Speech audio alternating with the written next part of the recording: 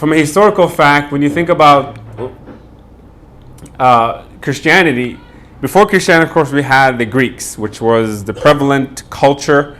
And Greek was all about academia, very intellectual, logos, if you're familiar with that term. That was kind of the main thing they focused on. And now you have a new logos, which is the same word as used in John 1. And the logos is Jesus. So if you look at how Christianity kind of swung in and overtook the Greeks, it was love that was the defining factor. It was so different. And for centuries, all these various groups, culture, ethnic groups, have been all about how do you obtain a relationship with God. Often it was by works of doing something, abiding by certain law. And now Christianity comes and says, no, it's actually not by works at all. It's by grace. Like you're saved by love. And salvation by love is still quite obviously amazing, but back then it was astonishing that you can be saved by love.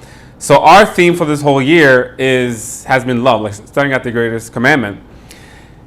And for this month, the theme is love one another. So we've had kind of different sub-themes: loving God with all your heart, with all your mind, with all your soul. Like love drives out fear. And this month is going to be loving one another, which is something the Bible commands quite a few times.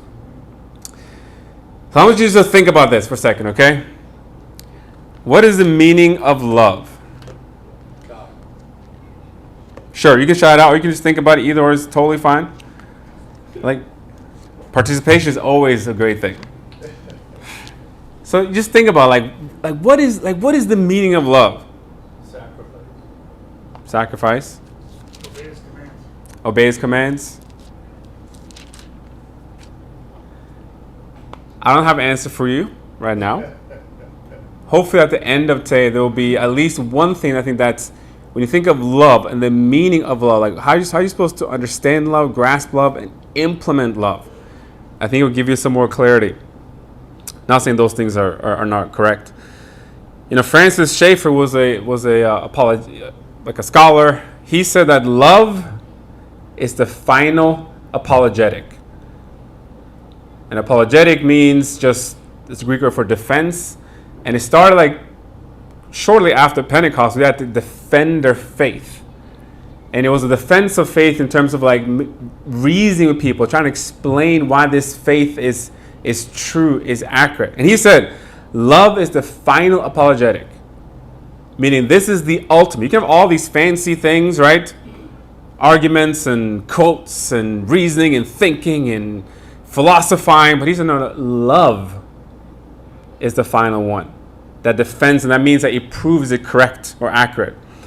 In John 13, which is the text we're going to be in today, a very familiar text. If you've been a Christian for a while, you've read this hundreds of times, I'm sure. Okay? But Jesus says this in John 13, verse 34. He says, a new command I give you, love one another as I have loved you. So you must love one another. By this, everyone will know that you are my disciples if you love one another. If you've read the book of John before, you notice there's this change that happens in John 13 when it comes to wording. In the first 13 chapters, there was a lot about life and light. It's a common theme that John uses. Light and life. Jesus light, Jesus in life. Then in John 13, there's a switch from life and light to love. And the Greek word is there's agape love, which is this love that's not just like in a fuzzy feeling. I'm not saying those fuzzy feelings are necessarily wrong, but it's a will. It's a decision to love. So he switches. This gentleman said this: I think that love is the only spiritual power that can overcome the self-centeredness that is inherent in being alive. Love is the thing that makes life possible or indeed tolerable. We'll come back to this idea of self-centeredness because for me, I spend a lot of time thinking about all of you. Sort of. That's a joke. But I do. I think about you. I care about you. But I also thank you. Taylor laughed, okay? I spend a lot of time thinking about myself. Right? And not that is wrong or that we're human beings, right? It's a part of our daily life, right? To think about ourselves, our needs. But self-centeredness, Galatians 5, selfish ambitions is actually a sin. So think of this power. Like, what is the meaning of love? What is the meaning of love? How's love supposed to, what are we supposed to do with this idea of love? You know, the context in this passage, of course, is Jesus, remember, he's just washed the disciples' feet. And if you know the kind of the culture back then, right, they had servants. That was quite common, like doulos, like it was like a bond servant. So it was quite common also. Like if you were a young man and you made some poor decisions in life, then you couldn't get a job, you couldn't pay your debt, you would sell yourself into slavery. So it was a part of the financial system. So there's a lot of servants or slaves, and this was a Jewish slave wouldn't even do this job. So if you're a Jew, you would not wash the feet of a fellow Jew as a slave. And a scholar, you know, mentioned that if you are familiar with the culture back then, that it was completely inappropriate socially to wash someone else's feet as a Jew. And neither Jews or the Greeks or Romans would ever allow a superior to wash someone's feet. And we know, of course, that Jesus did this. Another scholar said the reluctance of Jesus' disciples to volunteer for such a task is to say at least culturally understandable. Their shock at his volunteering is not merely the result of being shamefaced, it is a response to finding their sense of the fitness of things shattered. But here Jesus reversed normal roles. So, if you think of the context, we read it before, they're all kind of sitting around about to eat, and you know, back then they would recline when they're eating, so your feet are kind of like close to your face. So walking in sandals, dusty roads, it was culturally not accepted to not wash your feet before a meal. But no one is like, hey, I'll do it, because they're like, it's not part of our culture. And then their rabbi, their teacher, stoops down and he washes their feet. And in verse 12, Jesus says, when he finished washing their feet, he put on his clothes and returned to his place. And he says, do you understand what I've done for you? Like, do you get this? He asked him, you call me teacher and Lord, and rightly so, for that is what I am. Now that I, your Lord and teacher, wash your feet, you also should wash one another's feet. I've set you an example that you should do as I've done for you. Very truly I tell you, no servant is greater than his master, nor is a messenger greater than the one who sent him. Now that you know these things, you are blessed if you do them. So he's trying to teach them, and us, of course, and he asks the question, you understand what I've done for you? If you think about the Jewish society, did they in any way rebel against God, the Jews, like that culture? Was there any rebellion against God? Yes. We have a whole testament, okay? Trying to bring the people back to God, right? And he sent prophets over and again to try and bring them back to God. So there's a lot of rebellion, okay? And a lot of times they just want to do their own thing, which we also maybe can fall into. So in many ways, think of like a rebellion against God, because that's what the Bible often defines as. We want to do our own thing. We want to be our own king. And often it's based on self-centeredness. Like, I want to do this. Especially in our modern, postmodern society. You do you. It's totally fine. It's whatever. Even if it's ethically a little, maybe not so clear cut, that's okay, because it's your reality. It's very subjective. Self-centeredness, and if you look at the history, this is in the United States is very much individualistic, which is a part of our culture, right? But a counter, not to necessarily good product of that, has been spiritually. How we take that idea of individualism, which means individual rights, and we kind of take, not saying we, but the culture in general, and run with that, and it's not very Christ-like. So this idea of self-centeredness, selfishness, lack of love, and if you want to always follow Jesus, it means to give up some of your autonomy, right? Because now Jesus becomes obviously your Lord and your King. So think about self-centeredness, because of Jesus' teaching, washing their feet, and he's trying to teach them. He says, do you understand what I've done for you? So this is the VARC model, and basically there's 4 ways that people learn. Okay, so we may think like we are visual, which a lot of us are visual. I think a lot of people fall into that category, like visual learners. Some of us are more auditory learners, so we like to listen to things, right? Like instead of maybe reading the book, we like to listen to a book. How many here listens to books rather than reading? Like, all right, so maybe most likely read still. Some of us look at we read, right? And then some of us are more kinesthetic. It's kind of like the hands-on, right? So which of these do you think Jesus used in this text? Visual. Kinesthetic, yes. Auditory. Reading, I mean, maybe not. It's not written down that he wrote or read from something, right? But he used a lot of them, right? He was modeling for them. Like, okay, so what is the meaning of love? You can obviously, I can stand up here and teach you, or attempt to teach you. Love. Well, let me teach you about the Greek word of love, right? Or show a video clip of love, or I can love you. Right? They all play a role, but here Jesus, he stooped down and demonstrated love. Like he physically touched them. Like not only up here, but he touched like there's something deeper. Because Peter's like, no, never, don't wash my feet, right? So we all have a learning model, and Jesus was an expert in using different learning models to teach them these core concepts when they learn. Maya Angelou, she said this one quote that kind of goes along with this. She said, I've learned that people forget what you said, people will forget what you did, but people will never forget how you made them feel. And I remember I was a teacher, we did this quite a bit. How do you help students retain information? And research shows like if you have a lecture, it's like 20-30% that I remember. So most of the stuff that you hear, you'll forget. Right?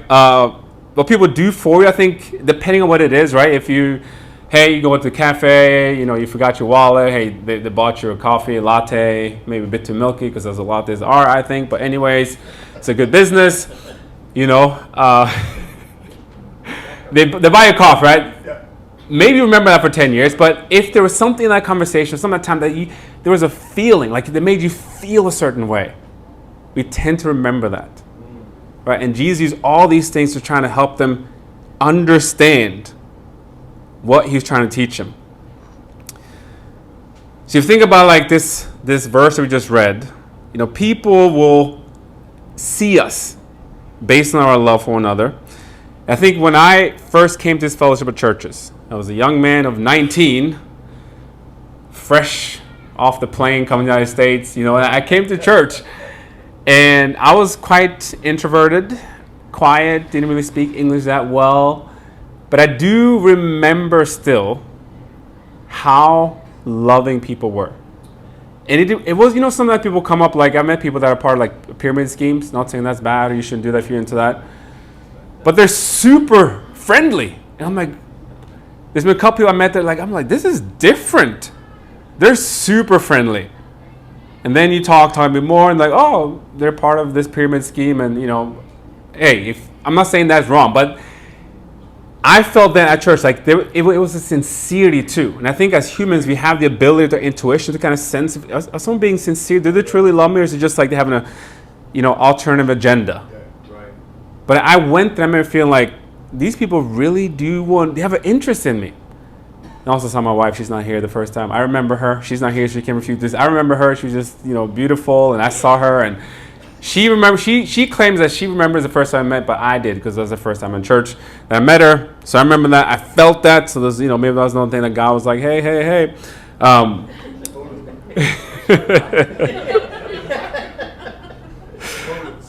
Motives, yes, my motives were definitely clean.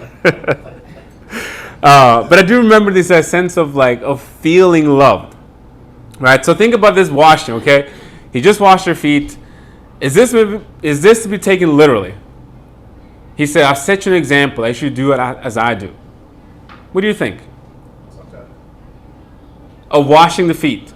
Yeah, okay. So maybe it's meant to be done literally, like we're supposed to actually do it. Any other thoughts? Serving. So maybe the bigger picture is not necessarily maybe actually washing me, but that's serving in that role, in that capacity. Yeah. Attitude. An attitude of what? Like what was Jesus' attitude to do something like that? Trying to have them shift their attitude from being selfish or self-focused to being others-focused and put them more in a position of humility and willing to do things that are perceived to be lovely if it was serve them. Sure. Yes. Humility, focusing on the people. Absolutely. Yes. Like Mike's point, I think also made me think about positional. That for them it was who's the greatest, who's not so great. So if you're great, you don't stoop down to help those. Mm-hmm. Yeah, just reverse that. It's not about position. It's about helping people. Humans are humans. We're all made equal. God loves us all. Positional. Yeah. Positional authority. Your hand up. I was going to say, I think this whole approach was kind of Jesus saying, forget what you think you know about how to love and serve people. This is something that you would never think to do. Right. This is so humble. And these people also think that he's this, like, they know who he is. Mm-hmm. And he's taking that position. So he's showing them by example, nobody's above it. And also, like, don't do what you've always done. Yeah. It's a complete reversal, Yeah. which the kingdom is. Oh God, like it's upside right. Everything is reversed. Yes. So, so in verse 16 he says, we're still in John 13, of course. He says, "Very truly I tell you, no servant is greater than his master, nor is a messenger," here's the Greek word apostolos, "greater than the one who sent him." So this Greek word means, of course, an apostle. It's the only time it is used in the Gospel of John. So think about this, okay? So Jesus says here that they are his messengers or his apostles. He appointed 12 people to be his apostle. The only time John mentioned it. And you would think maybe if Jesus used this specific word, that there'd be something along the lines of spiritual gifts or authority or a position. Like, you are the apostles. I want you to be in charge of this department, like this mission society. You're going to be in charge of Jerusalem. You're going to be in charge of Samaria. But when he uses it, the context is to serve in the role of a slave. Like you were saying, it's an interesting twist. I've appointed you to serve in the role of a slave. That's what I have in mind for you. Foot washing, serving, humility, sacrifice, love. And of course, if you remember in Mark, you're not going to turn it, but two of the disciples, they're arguing who's going to be the greatest. And Jesus teaches them, and he ends that in Mark 10 by saying that for even the Son of Man, which is, of course, is a messianic term. When think of David, even the Son of Man. It's like, for us, it would be even the greatest. You can think of like, even Barack Obama, even this president, even this athlete, even this CEO. What'd you say? Michael Jordan, right? Messi, for soccer people, I don't know, what's the baseball guy? Even Babe Ruth, okay? Even football, who is it? Even Tom Brady. All right, swimming. Michael Phelps. What else is there? Tennis. Djokovic, Andrew Agassi. Williams, all right. What else is even? Okay, we got the point, right? Tiger Woods, okay. For even the Son of Man did not come to be served, but to serve and give his life as a ransom for many. Even Jesus came to serve. And then in verse 17, this is he ends back in John 13, says, when he's trying to teach him, do you understand what I've done for you? Then it ends by saying, now that you know these things, you will be blessed if you do them. So you know that word blessed can also be translated what? It has two meanings in English. Happy. So most of the time New Testament is translated as blessed. So looking at the context, you can use your own, interpretive linguistic lens and see like literal context, historical context. Do you think Jesus meant blessed, or whoever the author was, or did he mean happy? It can be translated either way in English. So you can read this and say, if you do these things, you'll be blessed. And blessed, of course, is amazing. But for our Western mindset and Western thinking, if you say, if you do these things, you'll be happy, I think it kind of resonates a little different. Because that's such a big pursuit today of people. People just want to be happy. I want to be happy. I want to be happy in my relationship. I want to have my job. I want to be happy in life. I want to have freedom. I want to be happy. What's the main thing important in life? Yeah, ask a lot of people. Say that again. That was a little bit fast. I've asked a lot of people, what's the meaning of life? Happiness. Heard that so many times, especially younger generation. Happy. I want to be happy. I want to be happy. And Jesus says, if you do these things, you will be happy. And I forget who has this one quote, but I think it's so true. Like, knowledge, we tend to say knowledge is what? Power. Knowledge is power. I don't think it is. Knowledge is potential power.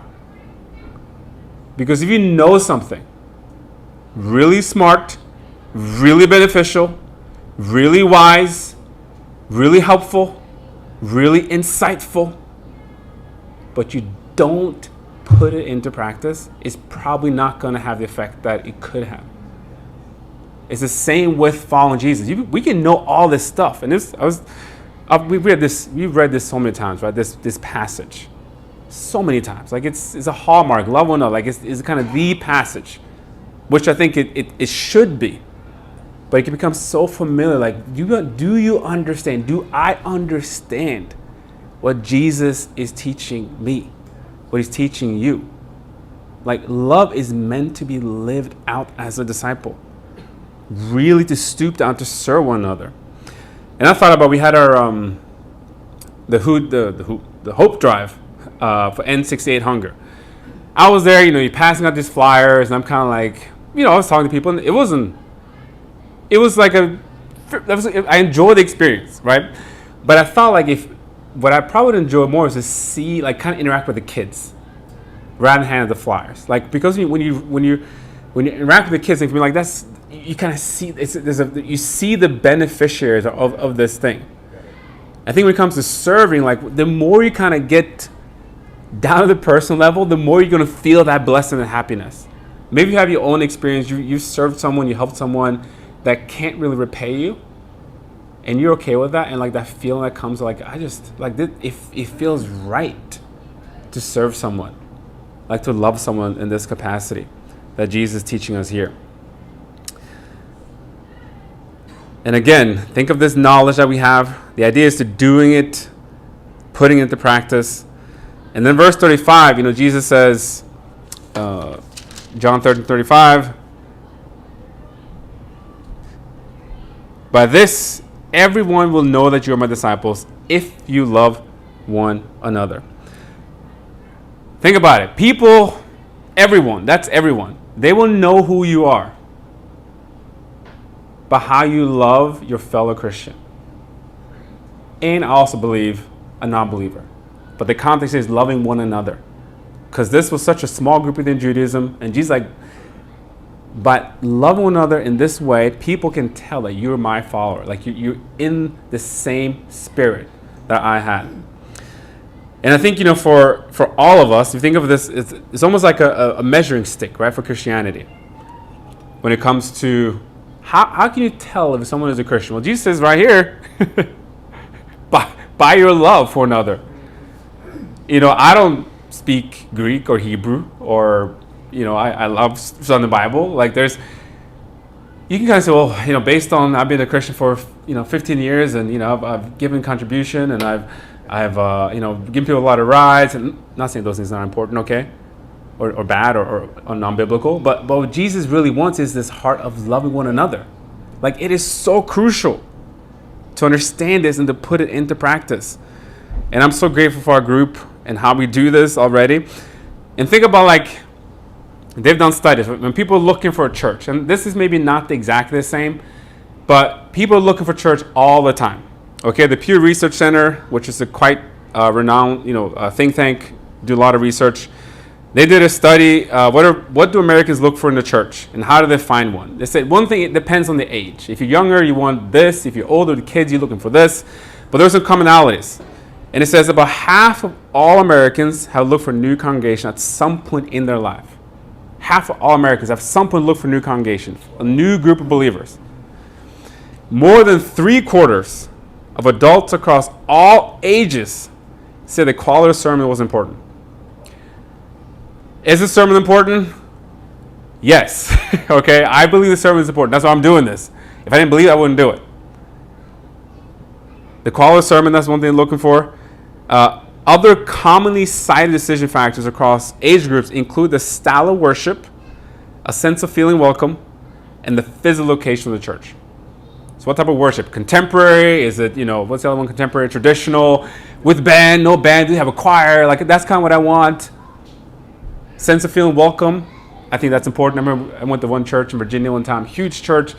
I mean, the coffee bar was like so big. I was like, oh, look at all this coffee. They signed you with this fancy iPad, and the kids' playroom was like, not Disney World, but it was like really, really nice.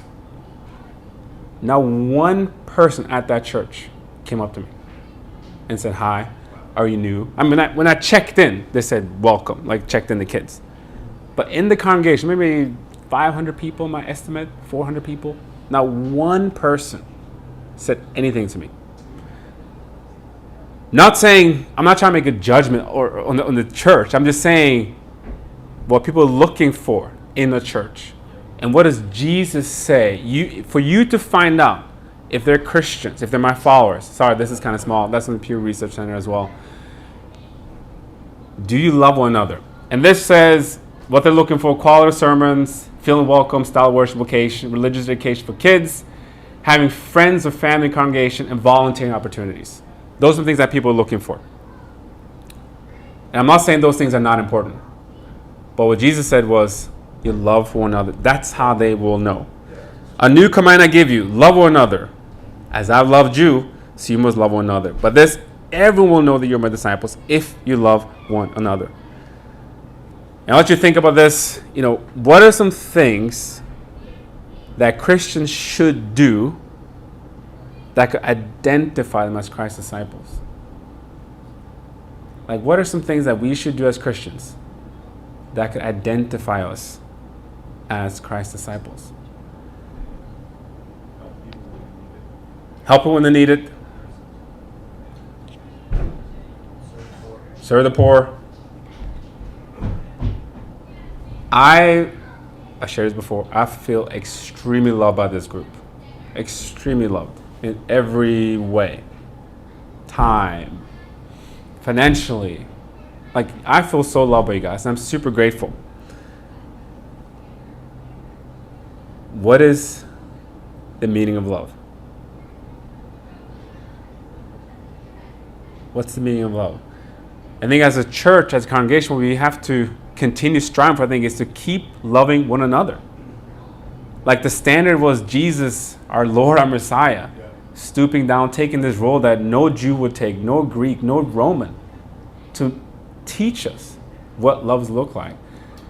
I think let us continue, when people walk in that are not been visiting our park congregation, like, to really love them.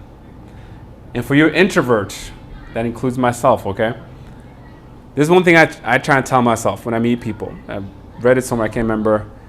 People like to be interesting, right? Like, I want to be interesting, I want people to like me, and to not think about that, but rather trying to be interested. So as you meet people, like, don't be so concerned about if you come across as like, oh, you're no, just be interested in them. Ask questions. Get to know them. Love them. So I think for us, just to think, okay, like, we understand what true love is and how it works. To continue to consider ways we can put this into practice. And believe and value what Jesus said. Now that you know these things, you'll be blessed or happy if you do them. If you want a happy life, which I want, okay, I want a happy life, okay? Happiness is relational. Like, we're not meant to do this by ourselves. And the more you give, they tend to be like a positive, reinforcing action comes back to you. People get back to you, right? So keep thinking, like, how can I be implementing this, like this idea of like really serving, loving, and to continue to give. And Jesus says, if you do these things, You'll be blessed or happy if you do them. And it's such an amazing thing because people want this, and Jesus has the answer. As you take communion, in the same chapter, after Peter says, no, don't wash my hands. This is what Jesus tells them in verse 10. Those who've had a bath need only to wash their feet. Their whole body is clean. And you are clean, though not every one of you. For he knew who was going to betray him, and that was why he said not everyone was clean. So when you repent and you baptize, it says that your sins are forgiven. You're clean. But we know that the process of sanctification goes on and on and on as long as we live. And we take communion. It's a reminder that, yes, we are clean, so we only need to wash our feet. It's a reminder of a continual cleansing. Whether or not this refers to baptism, I don't think it is. Scholars don't think it does. But it's an idea of like this cleansing water that's all from the book of Leviticus. Think of that high priest. Before he goes into the temple, like I showed in the video, had to clean himself. Ritual cleansing, being in God's presence, in God's culture, in God's word from the beginning. And we get to do that now just to remind us that we are clean and we're being continually cleansed. In this context, like we're washing our feet. So we're continually cleansed before God. So with that, I'm going to pray.